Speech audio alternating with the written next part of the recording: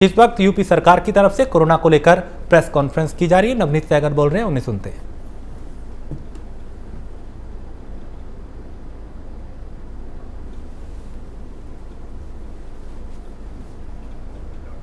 में जो है वो संक्रमित लोगों को उनको खोजकर उनको इलाज करना, उनको दवा देना, ये इसे उन्होंने कहा है कि पूरे देश में अन्य प्रदेशों को भी इसको लागू करना चाहिए। मैं यहाँ ये भी बताऊंगा कि जो हमारी साल भर से एक सर्वेलेंस का एक कार्यक्रम जो चल रहा है, जिसमें कि घर घर जाकर जो है वो लक्षणों की जांच पड़ताल की जाती है, उसमें अब तक 16 करोड़ 82 लाख की जनसंख्या को को जाके उनको कवर किया जा चुका है। ये एक बहुत बड़ी संख्या है। और ये जो अभी जो ग्रामीणों वाला प्रदेश सरकार द्वारा माननीय मुख्यमंत्री जी योगी आदित्यनाथ जी के निर्देशन में जो ग्रामीण क्षेत्रों में ये हमारा जो चल रहा है, अभियान चल रहा है, इसे और तेज किया जा रहा है। और आज से पूरे प्रदेश में सचिव और प्रमुख सचिव स्तर के लगभग 60 अधिकारियों को पूरे प्रदेश में भेजा जा रहा है, जो कि जिलों में रहकर स्वयं अपने समक्ष इस अभियान को इसको गाइड करेंगे, इसको देखेंगे, इसका आकस्मिक निरीक्षण करेंगे। इसके साथ साथ इस अभियान को और ज्यादा सफल बनाने के लिए पूरे प्रदेश में जनपदों में जो है वो सेक्टर अधिकारियों की तैनाती की गई है। और हर न्याय पंचायत या उससे थोड़े से ऊपर के स्तर पर एक एक सेक्टर अधिकारी को रखा जा रहा है। वो सेक्टर अधिकारी को वाहन इत्यादि उपलब्ध कराया जा रहा है। और सेक्टर अधिकारी को यह निर्देशित किया जा रहा है कि वह अपने क्षेत्र में गांव गांव में निगरानी समितियों के कार्यों की निगरानी करें और समीक्षा करें, और ये सुनिश्चित कराएं कि निगरानी समितियां गांव में जा रही हैं। यहाँ मैं ये भी बताना चाहूंगा कि कुछ समाचार चैनलों द्वारा इस प्रकार की खबर चलाई गई कि गांव में जो है समितियां एक हिस्से में गई, दूसरे हिस्से में नहीं गई। मैं यहाँ बताना चाहूंगा कि उत्तर प्रदेश की भौगोलिक स्थिति ऐसी है कि एक गांव में कई मजरे हैं, तो बारी बारी से मजरों में जाने में थोड़ा समय लग सकता है, लेकिन हर मजरा, हर पॉपुलेशन, हर हैबिटेशन को कवर किया जाएगा हमारी निगरानी समितियों द्वारा। 100%, 100% ग्रामीण जनसंख्या को एग्जामिन किया जाएगा, उनसे पूछा जाएगा, उनका टेम्परेचर चेक किया जाएगा, उनसे उनका ऑक्सीजन का स्तर किया जाएगा। और अगर जरा से भी किसी भी प्रकार की असुविधा का, उनको शारीरिक असुविधा का अगर कहीं भी लक्षण आता है, तो उन्हें मेडिकल किट तुरंत उपलब्ध कराई जाएगी और आरआरटी टेस्ट कराया जाएगा, ताकि लक्षणों के आधार पर उन्हें ये तय किया जा सके कि उन्हें कोरोना है या नहीं। इस प्रकार ये प्रदेश सरकार की ये जो नीति है, इसके साथ साथ जो आंशिक कोरोना कर्फ्यू लगाया गया है, उस आंशिक कोरोना कर्फ्यू और ये पूरी हमारी टेस्ट और ट्रीट की रणनीति में, जिसमें कि ग्रामीण और शहरी क्षेत्रों में निगरानी समितियों के माध्यम से एक एक घर की, एक एक परिवार की जांच पड़ताल की जा रही है, उसका ही ये असर है कि प्रदेश में पिछले एक माह में, लगभग एक माह में, हम लोग उसी एक माह पहले वाली स्थिति में आ गए हैं। और 30 अप्रैल को जितने कुल मामले दिन में आए थे 38,000, उससे लगभग 26,000 कम, 12,000 मामले जो हैं वो आज सामने आए हैं। और 1,77,000 एक्टिव केसेस हमारे हो गए हैं। और ये टेस्ट की संख्या को नहीं घटाया गया। टेस्ट जो है 2,56,000 टेस्ट हो रहे हैं, और 30 अप्रैल को भी लगभग 2.5 लाख के आसपास टेस्ट हो रहे थे। तो टेस्ट न घटाने पर भी अगर मरीजों की संख्या, पॉजिटिव की संख्या घट रही है, तो एक प्रदेश सरकार के लिए एक संतोष की बात है। मैं ये भी बताना चाहूंगा कि प्रदेश में जो कोरोना के मरीज अस्पतालों में दाखिल हैं, जो जो गंभीर हो जा रहे हैं, उनमें कुछ लोगों में ब्लैक फंगस नाम की एक बीमारी का भी जानकारी में आई है। इस बारे में लोगों से जानकारी मिली है, मीडिया के माध्यम से जानकारी मिली है। तो माननीय मुख्यमंत्री जी इस बारे में बहुत चिंतित हैं। उन्होंने चिकित्सा शिक्षा विभाग को निर्देशित किया है कि वह एक्सपर्ट कमेटी, जो प्रदेश सरकार द्वारा एक विशेषज्ञ समिति डॉक्टरों की जो है बनाई हुई है, उस विशेषज्ञ समिति से जो है वो राय लेकर एक निर्देश जारी किया करें। और उन्होंने इस प्रकार के निर्देश जारी करे भी हैं पूरे प्रदेश में। पूरे प्रदेश के चिकित्सकों को, सरकारी गैर सरकारी, सबको एक निर्देश जारी किए गए हैं कि कैसे इस बीमारी से बचना है, कैसे क्या क्या सावधानियां रखनी है जब मरीज ऑक्सीजन पे होता है, और कैसे अगर मान लीजिए दुखद होगा, अगर हो भी जाए, तो उसका इलाज कैसे हो। तो एक पूरी प्रक्रिया निर्धारित करके, पूरी एक गाइडलाइन निर्धारित करके जारी की गई है। और आज 4 बजे से पीजीआई से पूरे प्रदेश के डॉक्टरों के लिए, चिकित्सकों के लिए एक ऑनलाइन वर्चुअल ट्रेनिंग प्रोग्राम भी चलाया जा रहा है कि इस बीमारी को कैसे पहचाने और इस बीमारी को पहचान में आने पर कैसे इससे इलाज किया जाए। एक बहुत बड़ा कदम माननीय मुख्यमंत्री जी का है। उन्होंने स्वयं ये महसूस किया कि इस बीमारी से जो है ये लाइलाज होती जा रही है। इस बीमारी से बचने के लिए उन्होंने सभी सरकारी अस्पतालों में निर्देश दिया है, चिकित्सा स्वास्थ्य विभाग को भी और दोनों को, चिकित्सा शिक्षा और चिकित्सा स्वास्थ्य विभाग को, कि इस बीमारी से लड़ने के लिए समुचित इंतजाम किए जाए। जो भी दवाइयां इस बीमारी के लिए आवश्यक हैं, वो बीमारियों की भी संपूर्ण व्यवस्था की जाए। यहाँ ये बताऊंगा कि ऐसा जो कई विशेषज्ञों द्वारा ये राय दी गई है कि देश में तीसरी लहर भी आ सकती है जिसमें बच्चों को असर हो सकता है, तो उसके लिए माननीय मुख्यमंत्री जी ने पूरी व्यवस्था को फिर से जो है वो सुदृढ़ करने के निर्देश दिए हैं। उन्होंने ये निर्देश दिया है कि प्रत्येक जनपद मुख्यालय पर एक पेडियाट्रिक आईसीयू, बच्चों का एक आईसीयू होना चाहिए और उसे स्थापित कराया जाए। किसी भी दशा में ये कोताही नहीं होनी चाहिए और हर ऐसे सरकारी अस्पताल में ये पीक्यू का जो आईसीयू बेड है, जो पेडियाट्रिक आईसीयू है, उसको संचालित करने की प्रक्रिया की जाए। इसके अतिरिक्त उन्होंने, माननीय मुख्यमंत्री जी ने आज समीक्षा में ये भी, जो बेड का उन्होंने समीक्षा किया, तो ये ध्यान आया कि मार्च से लेकर अब तक प्रदेश में 30,000 से अधिक बेड की संख्या बढ़ाई गई है। प्रतिदिन पिछले 24 घंटे में लगभग 250 बेड बढ़े हैं।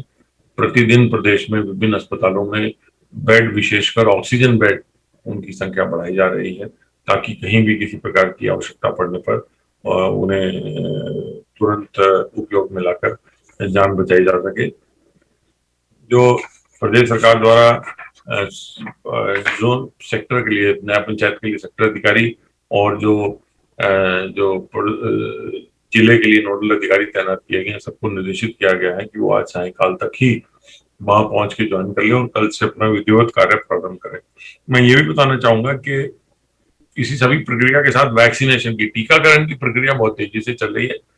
प्रदेश सरकार पहले से ही ये घोषणा कर चुकी है कि सभी नागरिकों को, प्रदेश के सभी नागरिकों को निःशुल्क, फ्री में टीकाकरण कराया जाएगा उनका। और इस टीकाकरण में जो हमारा अभियान चल रहा है उसमें लगभग 1 करोड़ जो है वो 47 लाख जो है डोजेस दी जा चुकी हैं। इनमें 1 करोड़ 16 लाख लोगों को पहली डोज और 31 लाख लोगों को दूसरी डोज दी जा चुकी है। इस प्रकार 31 लाख लोगों को दोनों डोज मिल चुकी हैं और बचे शेष लोगों को एक ही डोज मिली है। तो इन सब पूरी प्रक्रिया को तेजी से लागू किया जा रहा है और 18 से 44 साल वाली उम्र के जो हमारा टीकाकरण है उसको भी तेजी से किया जा रहा है। अभी तक ये टीकाकरण केवल 18 जनपदों में संचालित था, जिनमें और इनको बढ़ाकर सभी मंडल मुख्यालयों को शामिल किया गया है। मंडे से, सोमवार से ये जो हमारा टीकाकरण है 18 से 44 वर्ष की आयु वाला, ये टीकाकरण 23 जिलों में प्रारंभ हो जाएगा। जो मंडल के जिले हैं 5 और, उनको इसमें सम्मिलित किया गया है। प्रदेश सरकार का पूरा प्रयास है कि हर नागरिक को जल्दी से जल्दी वैक्सीनेशन, उनको टीकाकरण करा दिया जाए। इस हेतु जहां स्थानीय स्तर पर वैक्सीन की उपलब्धता का प्रयास किया जा रहा है, वहीं पर इंटरनेशनल जो है ग्लोबल टेंडर भी इसमें अखबार में डाल दिया गया है। उसमें लोगों ने आगे रुचि भी दिखाई है और इस माह के अंत तक वो जो हमारा ग्लोबल टेंडर है उसके अंतर्गत परचेज की जो पूरी क्रय की प्रक्रिया है वो भी अंतिम हो जाएगी। और इस प्रकार प्रदेश सरकार ये पूरी व्यवस्था करने का प्रयास कर रही है कि हर हालत में हर नागरिक को जल्दी से जल्दी निःशुल्क, फ्री में वैक्सीन लगा दी जाए ताकि इस बीमारी से होने वाले नुकसान से बचा जाए। मैं ये भी बताना चाहूंगा कि प्रदेश में ऑक्सीजन की उपलब्धता निरंतर बढ़ाई जा रही है। अब आईसीयू में मरीजों के कम होने से तथा नए मरीजों के कम आने से जो है प्रदेश में ऑक्सीजन की मांग अब घटी है, परंतु फिर भी प्रदेश में जो सप्लाई हो रहा था, जो वितरण हो रहा था, लगभग 1,000 से अधिक मीट्रिक टन ऑक्सीजन का, उसको बरकरार रखा गया है। और अभी आज लगभग 1,010 मीट्रिक टन जो है ऑक्सीजन का वितरण किया गया है। और ये पूरी व्यवस्था ऑक्सीजन की माननीय मुख्यमंत्री जी के निर्देशन में ऐसा हुआ है कि इसमें एक ऑक्सीजन ऑडिट किया गया। इसमें ऑक्सीजन को कंट्रोल, ऑक्सीजन को रेगुलेट करने के लिए सॉफ्टवेयर बनाया गया, एक जो हमारे टैंकर्स ऑक्सीजन ले जा रहे हैं, ला रहे हैं, उनके लिए जीपीएस की व्यवस्था की गई ताकि उनका मूवमेंट ट्रेस हो सके। तो ये अस्पतालों में जब ऑडिट कराया गया, वहां पे ऑक्सीजन की बचत हो रही है। तो इस सारी प्रक्रिया में मैं ये अवगत कराना चाहता हूं कि प्रदेश में अब समुचित मात्रा में ऑक्सीजन की उपलब्धता है। इसे और बढ़ाने का भी उत्तर प्रदेश सरकार द्वारा प्रयास किया जा रहा है। प्रदेश की नदियों में जो है वो शव बहाने का के प्रकरण सामने आए हैं। इस बारे में अवगत कराना है कि माननीय मुख्यमंत्री जी ने इस बारे में बहुत चिंता व्यक्त की है कि परंपरा के नाते जो है वो शवों को नदी में ना बहाया जाए। उल्लेखनीय है कि प्रत्येक माह में एक पंचक नक्षत्र आता है। उस पंचक नक्षत्र के समय किसी मृत्यु होने पर शवों को बहाने की परंपरा है, शवों को जलाने की परंपरा नहीं है, या शवों को कब्र में रखने की परंपरा है। तो ये इस प्रकार का जो व्यवस्था है उसमें लोगों को, नागरिकों को जागरूक किया जा रहा है। इससे तो एसडीआरएफ और पीएसी की जल पुलिस की बटालियन को भी नदियों में लगाया गया है ताकि वह पेट्रोलिंग करते रहें, और इस प्रकार यदि कोई नदी में शव बहाने का प्रयास करता है तो उसे समझाया बुझाया जाए और एक आम जनता में एक इसकी जागरूकता भी लाई जाए कि जो है वो नदियों में शव बहाने से और सामान डालने से नदियां प्रदूषण होती हैं और हमें नदियों को साफ सुथरा रखना है। हम सब ससम्मान पूर्वक अंत्येष्टि का जो है वो एक सम्मान प्रत्येक मृत व्यक्ति को दें। उसके लिए प्रदेश सरकार द्वारा नगरीय और ग्रामीण क्षेत्रों में दोनों में ये दोनों नगर पालिकाओं को और ग्राम पंचायतों को सबको ये निर्देशित किया है और उनके लिए एक बजट की सीमा भी निर्धारित कर दी है कि प्रति जो है संस्कार 5,000 रुपए तक की सरकार से मदद दी जा सकती है। और इसके साथ साथ ये भी किया गया है कि शहरी क्षेत्रों में शमशान घाट पे कोई किसी प्रकार का चार्जेस नहीं लगेगा। तो ये पूरी प्रक्रिया माननीय मुख्यमंत्री जी इस प्रकार से उन्होंने निर्देश किया है ताकि किसी भी प्रकार से कोई शव जो है वो नदी में ना बहाने पाए। यहाँ मैं ये इस हेतु हर गांव में ग्राम विकास अधिकारी और नगर पालिका नगर क्षेत्र में मुख्य जो उनका कार्यकारी अधिकारी है उनको इसके लिए जिम्मेदार बनाया गया है कि वे अपने क्षेत्र में देखते रहें ताकि किसी को किसी प्रकार की असुविधा भी ना हो और ससम्मान जो है वो एक जो इनकी अंत्येष्टि की गया है उसको पूरा किया जाए। मैं यहाँ ये भी बताना चाहूंगा कि प्रदेश सरकार कोरोना काल में भी उद्योगों की में गतिविधियों को बना के रखा है और लगभग 8 लाख से अधिक छोटे बड़े जो है उद्योग काम कर रहे हैं।